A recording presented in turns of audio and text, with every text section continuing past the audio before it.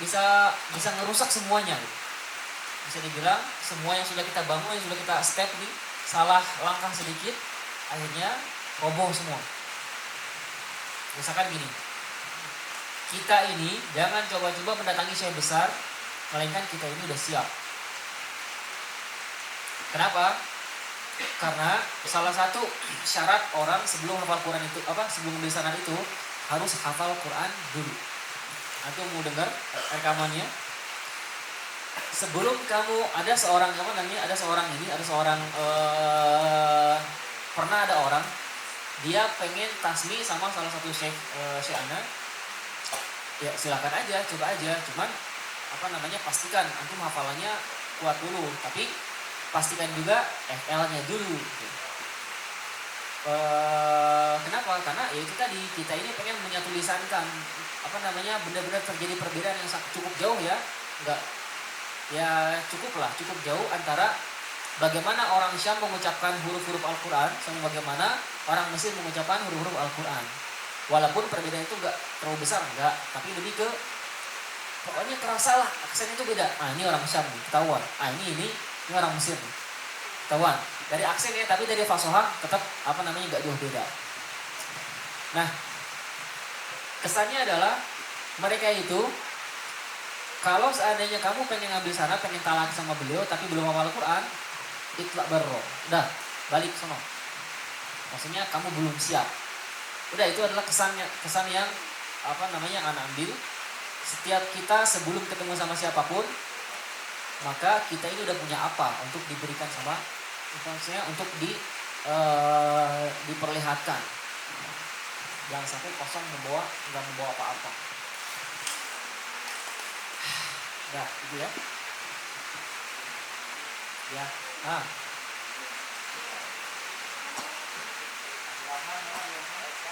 Suaranya ada enggak? Hah? Ini. Tuh. Pakai itu.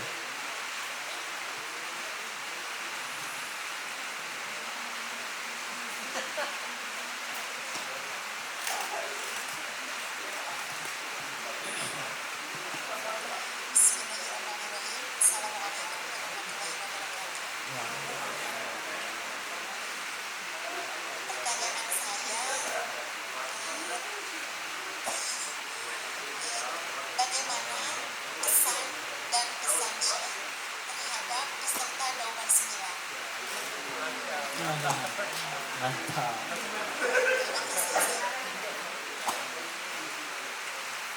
Ya, kesannya adalah 2,9 ini tidak dibatasi, tidak ada pokoknya ini adalah program pertama, perdana, di mana sistemnya seperti ini.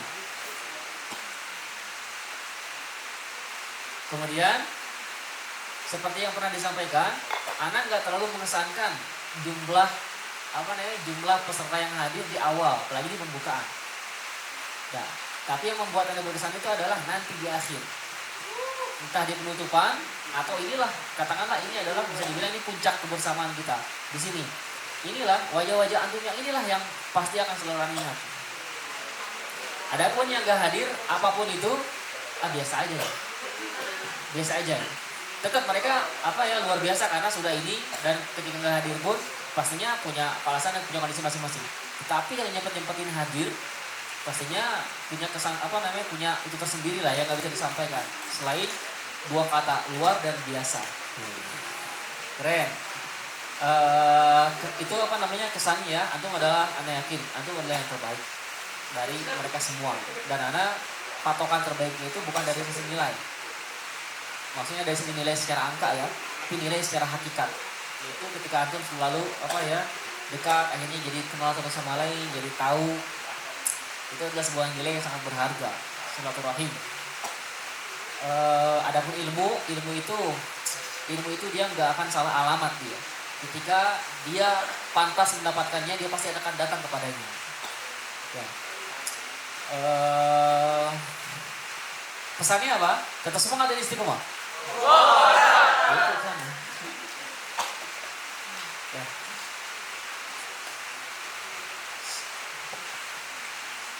Udah, ada lagi. Itu dulu. Dari awal motivasi saya sebagai satu gula untuk anak-anak. Jadi saya ingin anak-anak itu mengenal Al-Quran itu dari ibunya sendiri. Sebelum saya mengajarkan kepada orang lain, ingin mengajarkan kepada anak-anak sendiri.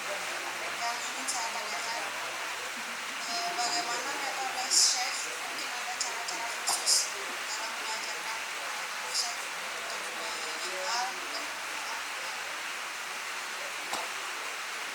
Ini pertanyaan ini dahsyat, bisa dibilang ini pertanyaan terberat. Berapa kilonya nggak tahu. Kenapa bisa call ya? Karena ini nanyain langsung gimana Anda mendidik anak-anak. Kalau saat ini Anda lebih ke mendidik adab dulu sama mereka. Jadi kita nggak terlalu menekankan kamu harus dapat ini, harus dapat itu, nggak, belum. Walaupun di sisi lain Anda ngerasa ini sepertinya sudah terlambat nih. Kenapa terlambat?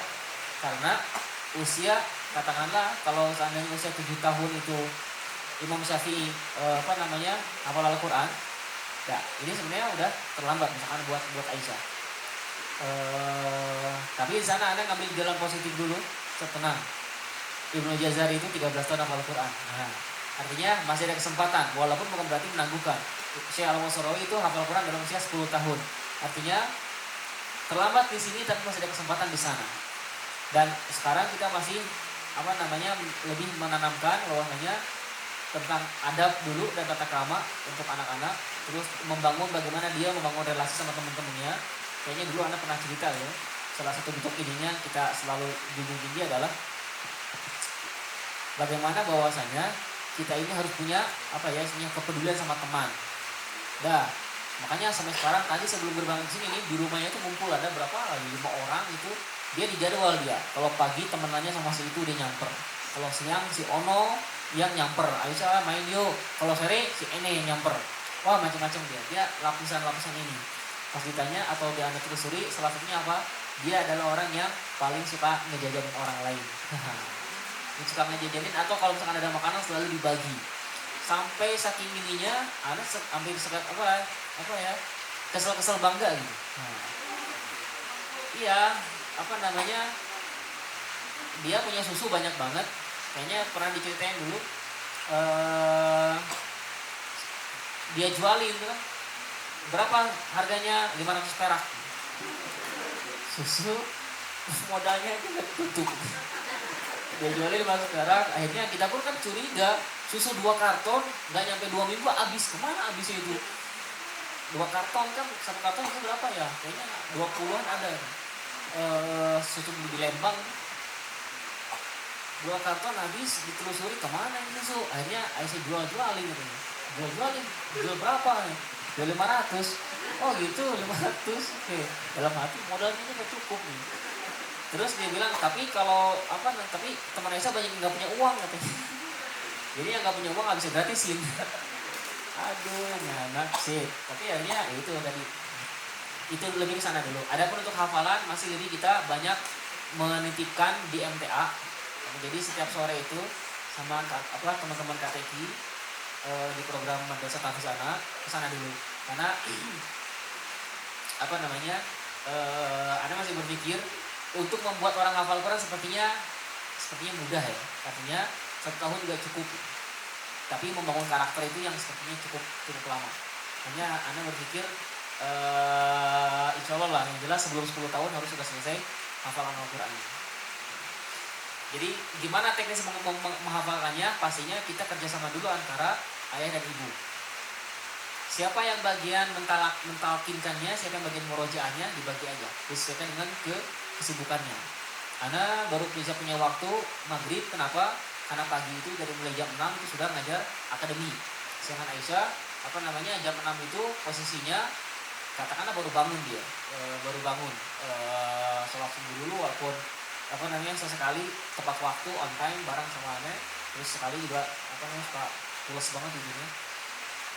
sama istri nambah 3 atau 4 ayat sama teteh, kemudian sama aneh sore di murojaah sama MTA, maghribnya sama sama nanti tasih untuk tajwidnya.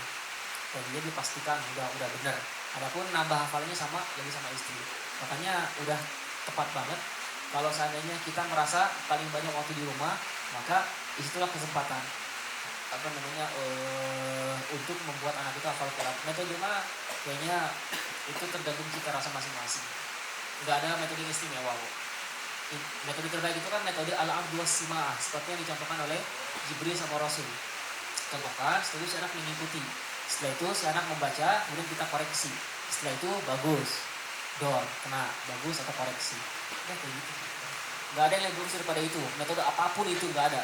Yang terbaik itu adalah dicontohkan dengan sebaik-baiknya contoh, nanti dia ngikuti. Karena si anak itu adalah cerminan terbaik buat orang yang mencontohkannya. Yang nyontohkannya salah, nggak ada gunanya, dia nggak akan ikutin pada dunia. Yang nyontohkannya salah, panjang dipendekin, pendek dipanjangin, itu akan nyontohin seperti itu.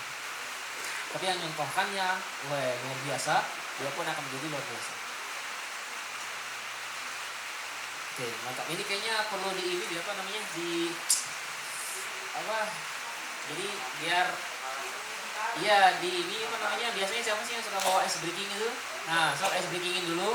Kecuali kalau memang udah nggak ada lagi, baru lah kembali ke itu masing-masing. Tapi kalau masih ada, ice breakingin dulu. Disemangatin dulu lah. Enggak.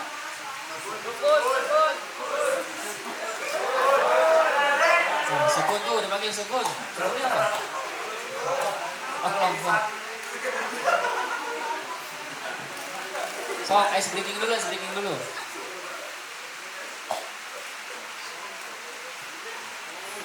Ice breaking udah dingin ya. Mana? Gak ada ice breaking.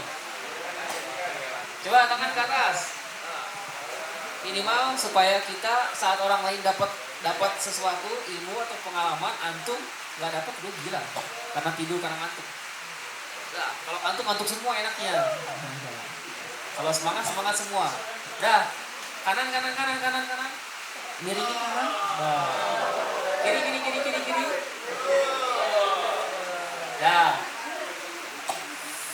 Antum udah enak tuh posisinya tuh, udah diselimutin kan.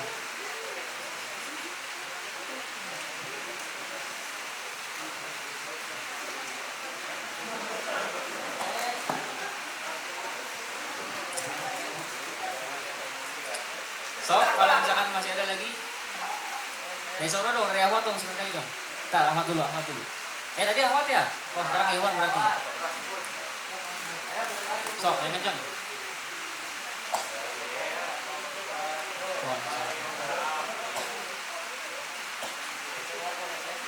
Ya, boleh dong.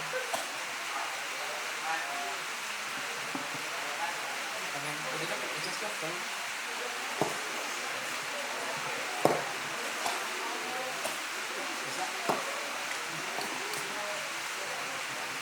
Yuk.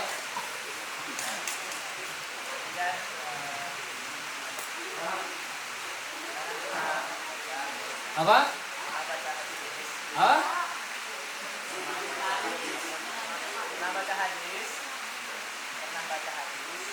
Pernah baca hadis.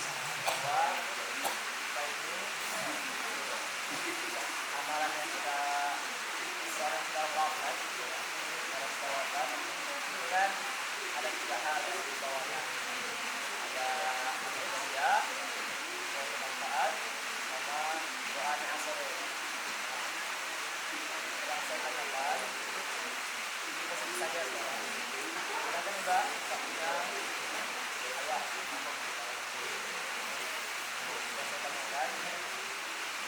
Saya sudah cara sekarang karena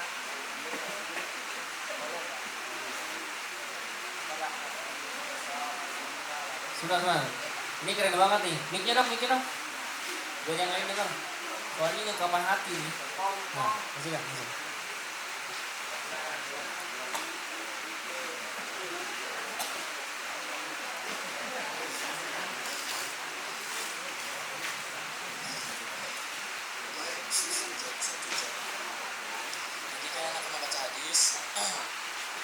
Bahwa kalau orang yang sudah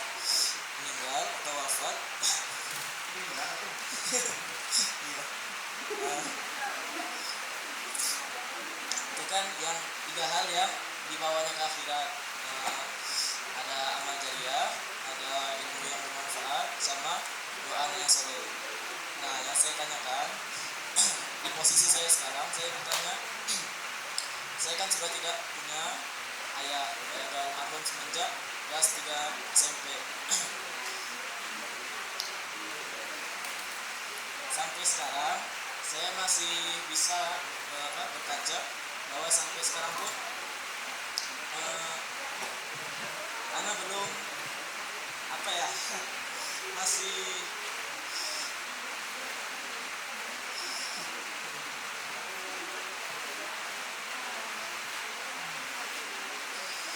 jauh dari kata soleh mungkin.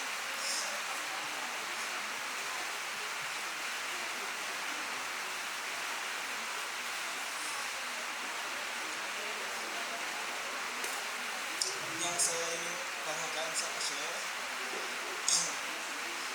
apakah ada tolak ukur untuk manusia soleh?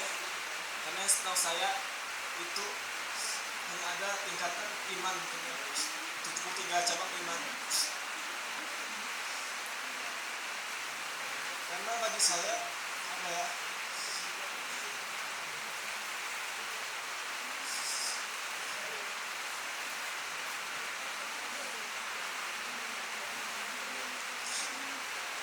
tahun itu kan baru, itu nggak sebanding mungkin dengan 2 tahun saya mungkin di Bandung.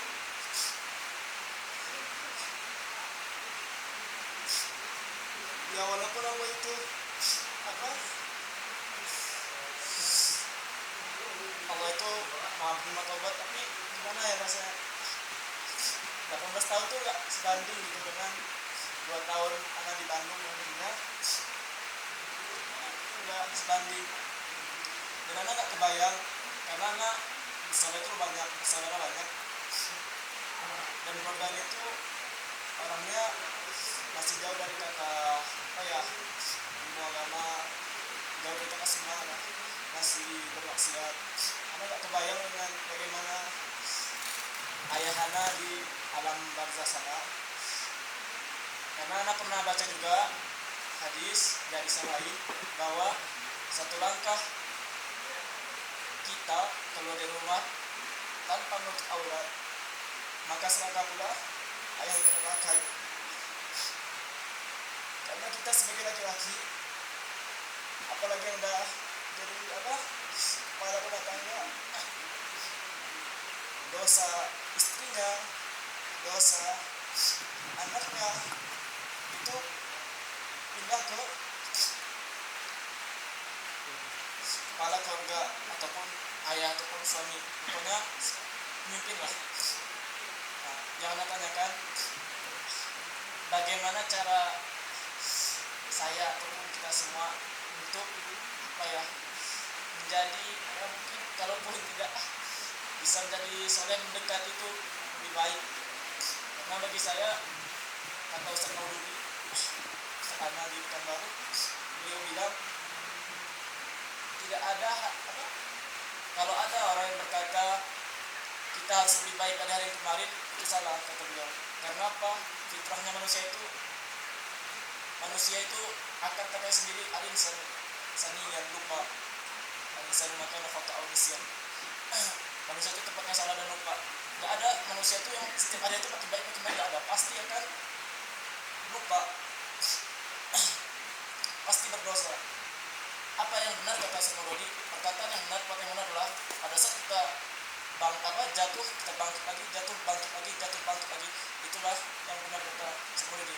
Dan itu yang saya terapin sampai sekarang. Karena saya iman kadang turun, kadang naik, kadang murojaah juga, futur juga, jenuh di pondok, kadang terpengaruh juga dengan kawan. Mungkin saya bisa ngasih tips gimana biar lebih imbasnya nggak ke anak ayah saya, karena anak kebayang lah gimana kalau anak masih berdosa ya kayak saya semua. itu aja setelah itu. Assalamualaikum warahmatullahi Pertama kita doakan supaya antum menjadi anak yang soleh dan juga ayah yang antum sayang itu berada di tempat yang terbaik. Yang kedua, tolak ukur kita udah soleh atau belum itu, ya antum bertanya ini tuh adalah sedikit sebagai tolak ukur kalau antum peduli sama semuanya antum. Bertanya tentang amalan apa. Tinggal berikutnya adalah kita pahami bahwasanya kesolehan itu perkara hati. Yang mana awalnya maksudnya dari hati dulu, yang mana setelah itu terpancar ke cara berpikir, kemudian diaplikasikan oleh anggota tubuh. Di dunia ini kita nggak ada yang bisa menghakimi hati seseorang. Maksudnya nilai hati seseorang nggak ada yang bisa, nggak ada yang tahu. Asli nggak ada yang tahu. Makanya Allah Ta'ala sampaikan, "Fala tuzakku anfusakum huwa a'lamu biman ittaqa." Engkau jangan anggap suci siapapun, karena hanya Allah Ta'ala itu yang maha tahu siapa yang paling bertakwa di antara kalian. Ini yang berbicara sama kita pada kita tentang ketika kita menghormati seseorang, hormatilah sesuai dengan kadarnya, tidak gulu berlebih-lebihan. Ketika kita sayang sama seseorang, sayangilah sekedarnya, tidak gulu berlebih-lebihan. Dan begitu seterusnya sampai air kakinya dicuci misalkan, setelah atau apalagi misalkan macam-macam lah. Yang jelas sesemuanya sesuai dengan kadar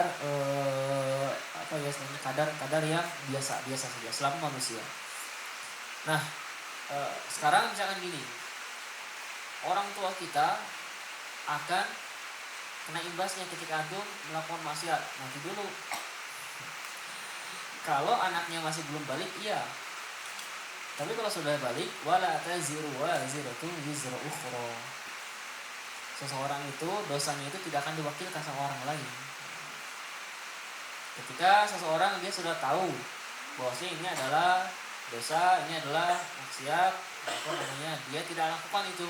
Misalkan dia tidak melaksanakan sholat, padahal dia tahu ya, bukan dia nggak tahu, dia tahu kalau sholat itu tidak sholat itu sekianlah bentuk pelanggarannya, dosanya seperti ini. Maka saat itu sebelum ke orang tuanya pastinya ke dia dulu lah. Adapun orang tuanya itu dia kena lebih karena dia tidak mendidik, kecuali kalau misalkan ayahnya itu mengajarkan dosa tersebut, maka man dalla ala khairin itu masuk tuh. Adal ala khairi kafa'ilihi, yang menunjukkan seseorang terhadap sebuah kebaikan itu seperti yang melakukannya, mafhum mukhalafahnya. Kemudian yang tadi itu tentang misalkan motivasi bahwasanya manusia itu kullu bani adam khata'un, setiap bani adam itu adalah pendosa. Khata'un bukan khati'un tapi khata'un. Itu di sana ada mubalaghah. Kalau dalam bahasa Arab, antum tidur. Apa tidur itu? Nama ya namu. Kalau antum tidur, antum naimun. Tapi kalau antum tukang tidur, antum nawamun. Nawam, ada tasdidnya dia. Apalagi antum makan. Apa? Akala yakulu, antum makan akilun. Kamu kalau misalkan kamu makan akil. Kamu tukang makan akalun nalisuh. Apalagi dan seterusnya ya. Kullu bani adam khata'un wa khairu khata'ina at-tawwabun. Sebaik-baik orang yang berbuat dosa itu adalah orang yang selalu kembali. Adapun yang tadi itu coba diteliti lagi bahwasanya hidup kita hari ini itu harus lebih baik daripada yang kemarin. Kalau kita katakan itu salah, masalahnya coba siapa yang meriwayatkan itu? Kalau sana itu adalah sebuah hadis dari Rasul, masa kita katakan itu salah? Kalau sana itu adalah hadis, masa kita katakan itu salah? Mungkin cara berpikirnya, cara menafsirkannya aja yang salah. Itu adalah sebuah motivasi bahwasanya kalau sekarang kamu itu sudah hafal Al-Quran, besoknya udah cukup fa idza faraghta fansab. Masih ada tugas yang lain nanti. Tambah lagi yang jelas, antum sekarang tahun 2008, tingkat 1 nih kuliah. 2009 tingkat 2 kuliahnya. Dah. Jangan sampai tetap aja di tingkat 1. Ada kemajuan dan sana esok itu kan gak mesti harus esok setelah 24 jam ini, gak mesti. Esok itu bisa setelah 10 tahun, 20 tahun, yang jelas esok masa depan antum. Dan itu sebagai fitrah, itu pasti orang itu pasti ada peningkatan, Sekarang antum apalagi 1 juz. Esok itu kalau antum masih konsisten itu pasti akan nambah. Hanya cuma gak tahu nambahnya ke depan apa ke belakang. Tapi kalau konsisten yakinlah pasti nambah itu. Kalau dalam konteks seperti itu. Tinggal cara berpikir kita. Jadi, Anda melihat di sini ada yang bisa Anda lakukan adalah satu-satunya yang terbaik, yaitu percayai hadis tersebut. Bahwasanya doa kita itu akan sampai kepada orang tua kita, karena itu adalah janji Rasulullah SAW sebagai amal jariah. Walaupun ayah antum tidak secara langsung mengajarkan antum untuk menjadi anak yang soleh, tapi itu adalah rezeki daripada beliau ketika punya anak yang soleh. Dan tolak ukur soleh itu nggak bisa diukur dengan apapun, karena itu dia amalan hati dia. Hanya bisa dirasakan saja semua orang yang melakukannya. Selalu aja doakan Robbi fili wali wali warhamhuma kama rabbayani shaghira. Nah, itu udah lebih dari cukup. Selanjutnya Allah yang Maha Tahu yang terbaik. Dah. Lumayan. Aduh, coba antum lanjutin dulu ya. Mana kayaknya ada diare nih, pengen ngomong dulu.